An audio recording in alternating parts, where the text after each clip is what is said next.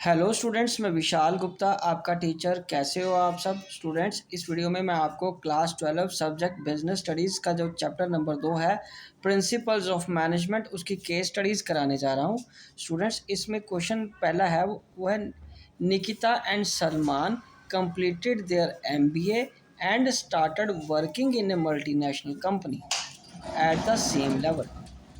Both of them worked hard and were very happy with their employer.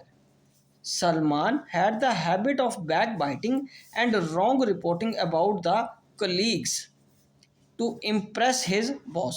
Salman की ये आदत थी चुगली करने की और अपने कुलीग्स की बात अपने सीनियर को बताने की। ठीक है, all the employees in the organisation knew about it. सभी को उसके बारे में, इस बात के बारे में जानकारी थी कि जो सलमान है वो बैक बाइटिंग करता है। At the time of performance appraisal, जब परफॉर्मेंस अप्रेजल होने लगा साल के बाद, the performance of Nikita was जज to be better than Salman. तो पता चला कि सलमान से बेटर परफॉर्मेंस किसकी है, निकिता की।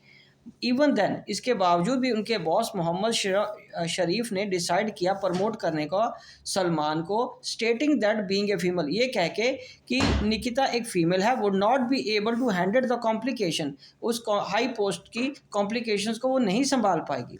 तो identify and explain the principle of management, कौन आइडेंटिफाई करो और एक्सप्लेन करो उस प्रिंसिपल ऑफ मैनेजमेंट को जो उस मल्टीनेशनल कंपनी ने फॉलो नहीं किया। तो गाइज, इसका सीधा सा आंसर जो बनता है वो आपको समझ आ गया ना क्या बनता है। इसमें हमें पहले तो आइडेंटिफाई करना है, वो है प्रिंसिपल ऑफ इक्विटी।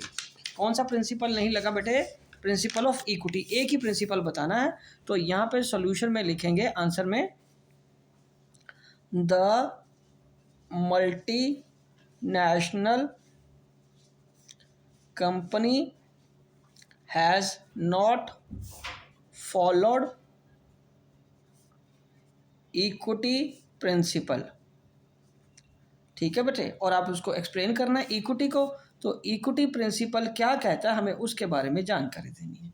तो उसमें मल्टीनेशनल कंपनी में जो इक्विटी प्रिंसिपल नहीं लगा, उसमें क्या कहा गया कि it emphasizes equal treatment at the same level employees without any discrimination। ठीक है जी, बिना किसी भेदभाव के, of gender, as,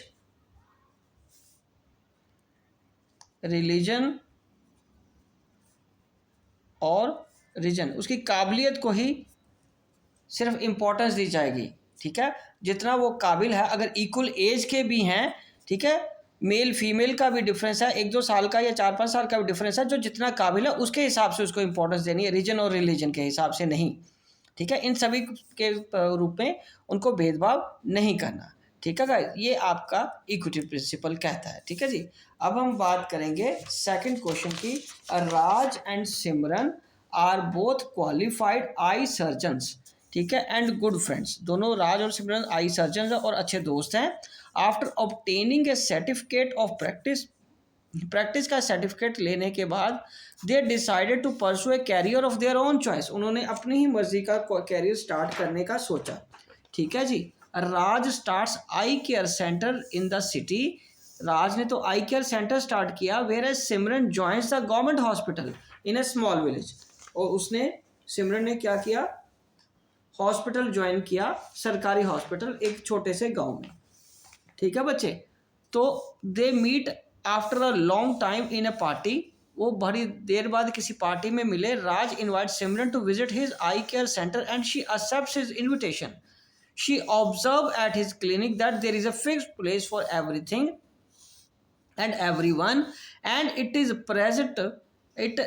present where there, so that there is no hindrance in the activities of the clinic. Also, Raj always tries to replace I with we in all his conversations with the staff members. Later on, Raj shares with her that he always deals with the lazy staff sternly to send the message that everyone is equal in his eyes.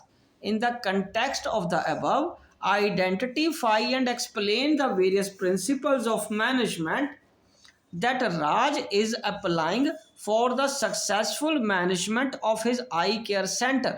तो इसका तो solution बड़ा simple है बेटे। इसका जो answer है वो हमें आइडेंटिफाई करने हैं प्रिंसिपल्स। तो यहाँ पे उसने हमें कहा है कि प्रिंसिपल फाइंड करो कौन कौन से लगे हैं। तो यहाँ पे पहले तो एक लगा है ऑर्डर, क्योंकि हर चीज़ उसने बताया है कि एक प्रॉपर प्लेस में है। दूसरा कौन सा लगा है एस्पिरिटी क्रॉप, क्योंकि उसने कहा है I is replace with we, ठीक है, एस्पिरिटी क्रॉप्स। और उसके बाद तीसरा क्या लगा इक्विटी। तीसरा कौन सा लगा बच्चे इक्विटी। और ये तीन प्रिंसिपल्स को हमें एक्सप्लेन करना है, ठीक है। ऑर्डर तो यहाँ पे right things should be at right place, क्योंकि आपकी ऑर्गेनाइजेशन में 3 M's होते हैं, वो हैं मैन, मटेरियल एंड मशीन्स, ठीक है। इन सब का एक प्रॉपर प्लेस होना चाहिए। एस्पिरिटी क्रॉप्स ने पहले बताया I is to be replaced with we, मतलब टीम वर्क के हिसाब से काम होगा। इक्विटी का हमने आपको पता ही है, equal treatment at the same level without any discrimination of gender, religion, region etcetera. किसी तरीके का कोई भेदभाव नहीं उसकी ऑर्गेनाइजेशन में किया जाता राज की। तो गाइज ये प्रिंसिपल लगे हैं और उसको इस तरीके से एक्सप्लेन करना है। और अगर क्वेश्चन के मार्क्स के ऊपर डिपेंड करता है, अगर 3 नंबर का तो इस तरीके से एक्सप्लेन करना है, 6 नंबर का होगा तो आपको थोड़ा ज़्यादा लिखना पड़ेगा, बट एक्सप्लेन इसी तरीके से करना है। तो गाइज इसी के साथ ये दोनों क्वेश्चन कंप्लीट होते हैं और मैं ये वीडियो यहीं कंक्लूड करता हूँ। आई होप कि आपको अच्छे से समझ आ गया होगा। आप इसी तरह मेरे चैनल को देख के अपना कोर्स कंप्लीट करते रहिए और रिवीजन भी मेरे साथ कर लेना। ओके जी, विशिंग यू गुड लक।